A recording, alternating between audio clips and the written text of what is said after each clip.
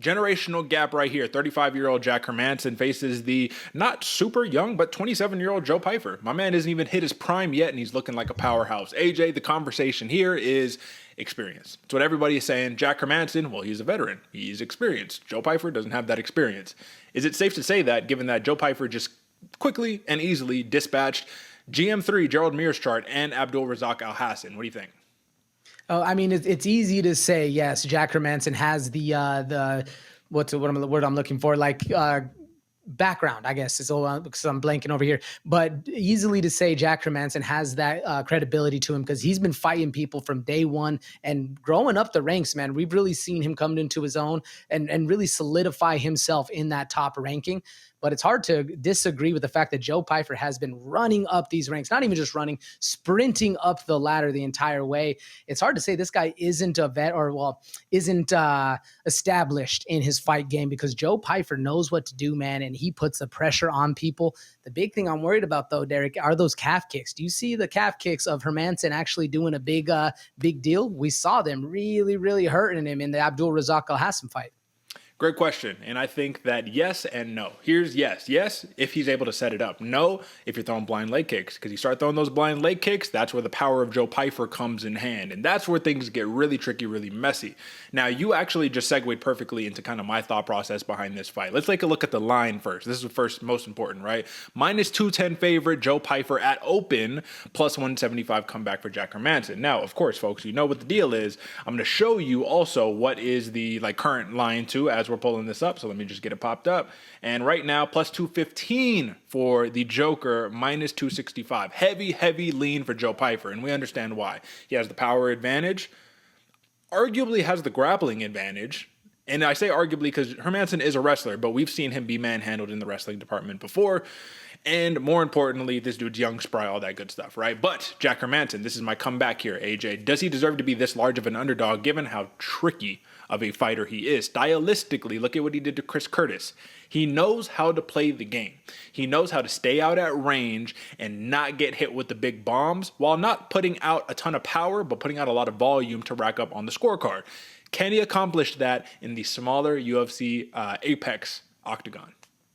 That's a great question, Derek, especially because both of these fighters are basically the same height and basically the same reach going in. I mean, Jack Hermansson has about, a 2.5 inch reach advantage. Not much inside that little cage, and especially with how Joe Pyfer likes to press the put on the pressure. That's really right there. I necessarily don't see Jack Hermansson controlling this fight, especially, I mean, you mentioned the Chris Curtis fight, Derek. Jack Hermansson, he struggled a little bit to get Chris Curtis to the ground. I'm curious who's going to be dominating the wrestling in this one, dominating that ground fight and putting the pressure to that other fighter. I personally think it's going to be Joe Pyfer in this one. I agree with you, and that's my whole entire thing right here, but I don't necessarily believe, and this is my opinion, I don't believe that Jack Hermansson needs to wrestle to win this fight. I think, look at Joe Pyfer. He'll argue, I have the boxing advantage, I have the pure striking advantage, and I have the grappling advantage, which on, to a degree, you look at the tape, it pops off the tape, you're like, yeah, you probably do, right?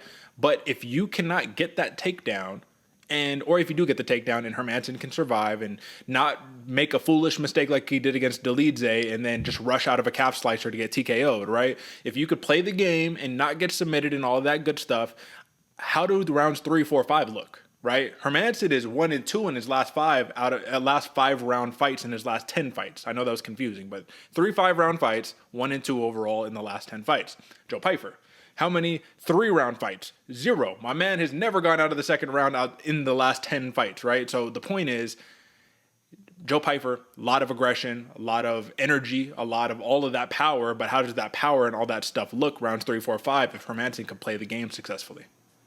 Yeah, great question, Derek, especially because if Jack Hermansson wants to get this fight to where he's controlling it, he's going to need to come out fast, have that bouncy style like he did in round 1 with Dolidze. But that brings the question, man. We saw him start to struggle a little bit with that gas tank in round 2 with the Dolidze fight. We haven't had that option yet with Joe Pyfer to see how he handles round 3, 4, and 5. I do think if there's ever going to be a fighter that's of the caliber to bring Joe Pyfer to those late rounds and into those bloody waters, it's going to be Jack Hermansson. I personally think I like the speed of Hermansson a little bit better once those rounds get going. My question is the gas tank, though.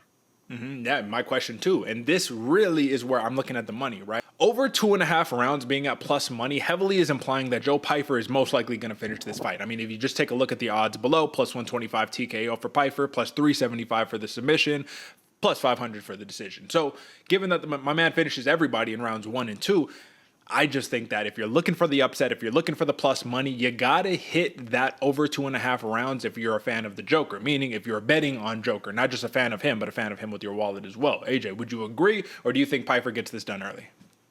No, oh, absolutely, Derek. If you're looking for the distance, if you're looking for that fighter, I do think Hermansson has to do it. Even though we were talking about the gas tank before, hopefully he learns from his past fight with Dolidze. But if you're looking for that finish, I agree with the odds makers, man. I'm looking at that plus 125 TKO plus money for Joe Pyfer on a finish when he's been finishing damn near everybody. I really like that, and I can see it happening early. Now, last thing that I have on here before we move on is that if you look at the strength of schedule for Jack Hermansson, you might say 35 years old, been out for a year. This is not looking good. And like intangibles, no, it's not looking good. But if you look at the people that he's fought, Roman Dolidze, Chris Curtis, Sean Strickland, Edmund Shabazian, Marvin Vettori, Kelvin Gastelum, Jared Cannonier, Jacare Souza, David Branch, GM3, 2018 GM3, not 2023 GM3. You know what I'm saying? Strength of schedule in comparison to Joe Pyfer's, it's in a different stratosphere, correct? Oh, absolutely. I mean, they both fought GM3, but like you said, Derek, not 2023 GM3 like Joe Pyfer fought. No, this is going to be definitely one of the hardest tests Joe Pyfer's seen. I'm very excited to see how he steps up to the plate. That's it, folks. So if you're chasing the value, if you're chasing the UFC veteranship, then you're rocking with Jack Hermansson. But of course, if you're looking for the young stud who's bulldozing everybody and you're looking for an early finish, Joe Pyfer. Where I draw the line here is I say if you're not looking to bet on either one of these fighters, I really do think there is something in that plus 2.5 rounds. This is a 5-round fight, folks. It's not 3 rounds. Just keep that in mind. That's all that we have on the main event. Now,